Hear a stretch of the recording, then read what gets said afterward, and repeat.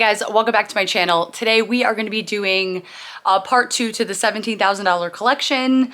If you watched the first video, you know that we had some damaged pops out of those 2 boxes. So we're going to go through a few more and hope everything is okay. Before we get into that though, I wanted to just let you guys know that I will be trying to drop at least 1 mystery box every Friday.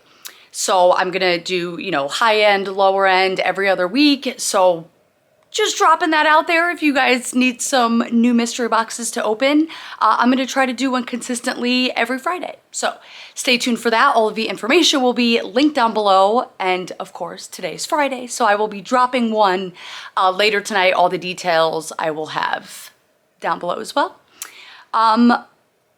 We're gonna get into this. I'm really nervous because I have so many more boxes to go through.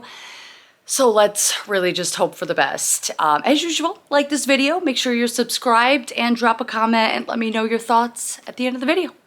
Let's get into it.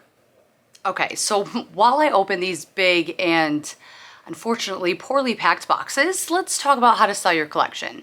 I see a lot of advice out there and I figured as someone who buys a lot of collections, I can help some people out.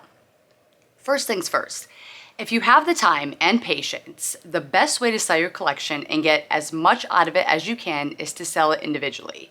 By that, I mean list each pop individually on eBay, Mercari, whatnot, OfferUp, Facebook groups, etc.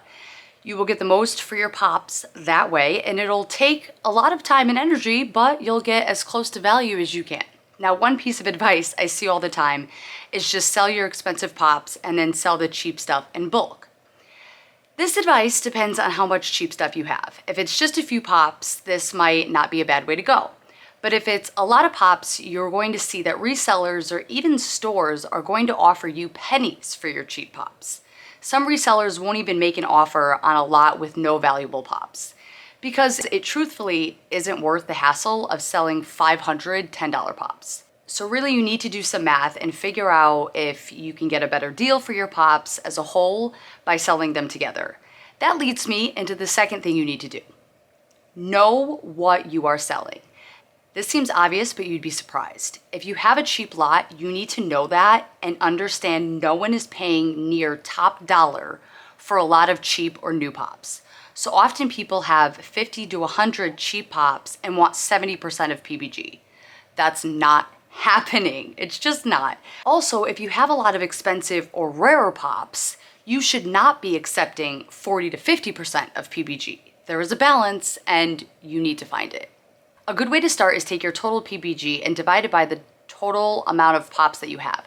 That'll give you a, what we call, per pop average.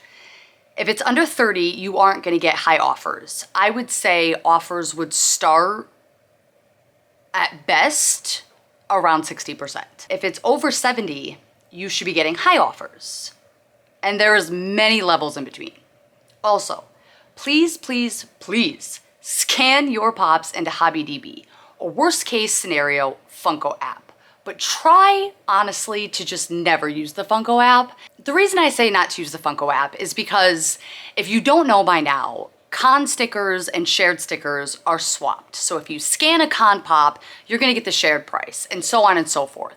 So when you are adding your collection in and people aren't paying attention, this happens constantly.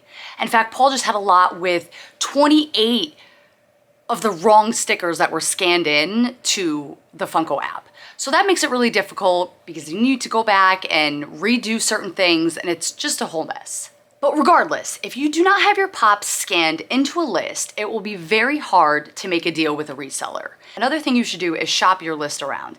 There are many companies and resellers out there. Ask them all what they would offer.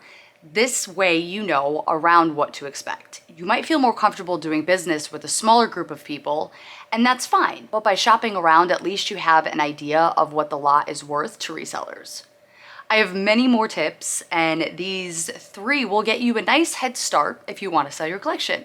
And of course, in the details below is my email if you have lists that you want to send me. Well, that is pretty much it for today's video, guys. I Honestly, don't know if I will be opening any more of these boxes on camera. I kind of just want to get through them. It's giving me a lot of anxiety.